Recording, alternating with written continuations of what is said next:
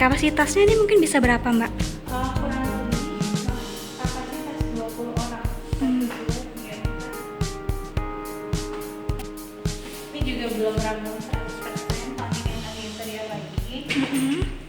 Cuman dari sekitarnya udah bisa dipakai.